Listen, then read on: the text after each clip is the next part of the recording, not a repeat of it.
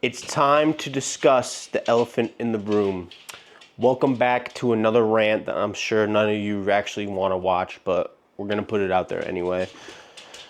Finally, the time has come for, that's right, the respect that Scarlet and Violet has needed and has been longing for. I know everyone's going crazy right now with the market and how Scarlet and Violet illustration rares are surging, and all these cards that were so cheap are finally starting to get love. And when you really think about it, it was deserved all this time. You look at these cards and you look at these illustration rares, and all of them are so beautiful. You are getting actual full artwork done by Pokemon artists that is just truly incredible. And I know recently, like, one of the biggest cards was the Drowsy that just popped off, done by Komiya, and then all the other Komiya artworks have starting to pop off. You have to understand that these cards have been slept on for so long. I've been such a believer of Scarlet and Violet since the very beginning. That Drowsy card, I remember when it first dropped, I got it from my local comic book shop literally within like the first couple weeks because I thought it was a beautiful card. And when you actually take the time to like look at these cards that aren't getting love right off the bat, unfortunately, it's the Bubble Mew that gets the love. It's the Greninja that gets the love. It's the Eevee illustration, the Bulbasaur, the Squirtle, you name it. All these big cards that are getting all this love, but people aren't looking at these cards that truly, sorry, getting a phone call. People aren't looking at these cards that are truly immaculate. And it's finally here. And I know there might be some people out there that are saying, oh, well, it's market manipulation. Yes, there might be part of that, but just think to yourself. Back when Sword and Shield was out, nobody wanted Fusion Strike. Now it's what, a $450 box nearing $500? Scarlet and Violet base, I couldn't sell it for $85 at shows. Now, everybody wants it. And it's like $160. And unfortunately, Scarlet and Violet base, the early sets, Paldea, Obsidian Flames, Paradox, Temporal, all these boxes that sat forever at distros, sat forever on shelves at Target, Pokemon wasn't going to reprint them because the demand wasn't there. And unfortunately, those boxes probably aren't going to get reprinted. I could imagine that they're going to release some like check lane blisters, maybe some booster bundles, so on and so forth. But those booster boxes are gone. I don't think they're going to come back. They have too much of the hype with Surging, Prismatic, Twilight, all these like new and big sets. For them to go back to Scarlet and Violet base, Obsidian Flames, Paldea, I just don't see it happening. And the boxes just continue to tick up little by little. And unfortunately, it was literally because the sets were slept on for so long. But I love to see it because I've been a true Scarlet and Violet believer for a very long time, literally from the start. I've had people that hated on certain cards that I liked because a lot of people just were on the high of Sword and Shield alt arts that they thought that, well, these cards are nothing. Like, the Sword and Shield alt arts are the alt arts. Realistically speaking, the illustration rares and the SIRs from Scarlet and Violet, I'm sorry to say it, but they shit on Sword and Shield. Sorry. Not sorry. They just shit on them. Like, you can't tell me that you don't want to look at like a card like this. I collect Japanese 10s. This Metagross is beautiful. Like, the art, the details, all the things around it. This Cerulege is badass.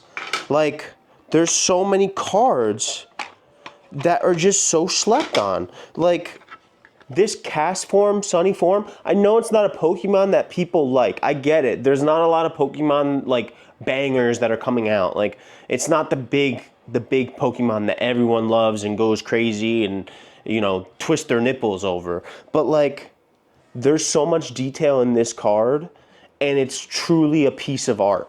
And at the end of the day, that's what Pokemon is. Pokemon is art. And you can go back to vintage and look at all these the half arts of all the hollows, the gold stars, and all that stuff. And I love the vintage stuff. I truly do. I grew up on the vintage, so it connects to me. But I would be such a fool, and a lot of people, unfortunately, are fools by sleeping on Scarlet and Violet for so long that it's finally starting to uptick. And it's the same thing over and over and over again. Sword and Shield, these alt arts, I remember when the Gengar VMAX, I couldn't sell it and I struggled to sell it when it was like $125 raw. These illustration rares that were $5 a piece that are now $150, $60, $70, $80, I struggled to sell those at $5 a piece. They sat forever. People are starting to wake up. And I know that the hype is crazy. Pokemon maybe has to do a better job. Distros are a problem. Like, I get all that craziness going on. But at the end of the day, you have to give credit where credit is due. And Scarlet and Violet has been slept on for way too long. And it's finally come. It has finally come where it's getting its respect. And all these people are coming out of the woodwork and buying all these random Pokemon that may not be their favorites, but the art is just so freaking good that you have to pick up the card. It's beautiful. Why not? Like, and even something simple like this Slack Off, right? Such a simple artwork, but simplicity sometimes in these cards is what makes them so good. And then, you really think about it, like, all of these cards. Like, I'm not a Sunflora guy. I didn't even know Sunflora was a Pokemon, to be honest. I totally forgot. But this card is so cute. Look at all these Sunflora just hanging out, just doing their thing. Like, I'm glad to see it. Hang on for the ride. A lot of this older stuff, I don't know if it's going to get reprinted. It might, it may not. But scoop up those illustration rares while you can. Also, one of my things that I'm doing as well is I'm buying certain PSA 10s that are cheaper than like $100. Because while this market is booming and going crazy, there's certain cards that just aren't getting love. And I did that initially with the Gasoline, a PSA 10. I bought, I think, around 12 copies when they were about $100 a piece. And I'm a Gengar fan, so I have some bias. But I thought that card was slept on for so long. Next card that I bought, Infernape PSA 10 from Twilight Masquerade, the illustration rare. It was like $75 for the longest time. I bought another 10, 11 copies, whatever it was. Whatever I could get my hands on. That card now is sitting at around like $200. There's a lot of these cards that people aren't looking at, and everyone's so worried about the Eevee, the Squirtle, the Bulbasaur, the Magikarp, all these cards. But if you really take the time to go on like the Dex app or just go through the set list of all these different sets and take the time to scroll through every single artwork of all the illustration rares and everything, and you are going to appreciate these illustration rares more than you could ever expect, because they truly are pieces of art. And this is what the hobby is now. And everyone is always excited about the new SIR that's going to hit. What's the big chase? What's the big chase? And while everyone's chasing everything else, you should look at the illustration rares, because even though the SIRs are impossible to pull, the illustration rares are just as hard. Sets like Paldea, sets like What else? Temporal Paradox. All these other sets that have heavy illustration rares in them. One, illustration rares are not that easy to pull, and then also pulling a very specific illustration rare is also not that easy.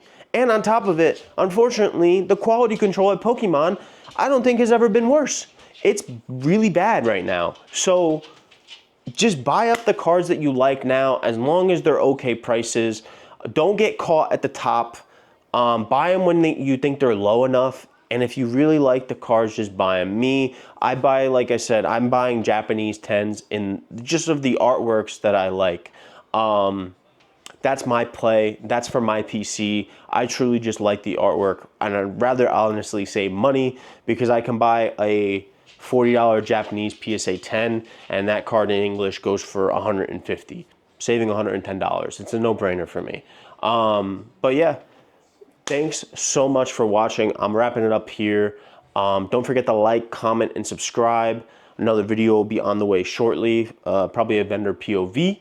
So yeah, I'll see you guys on the next one, and stop sleeping. Peace.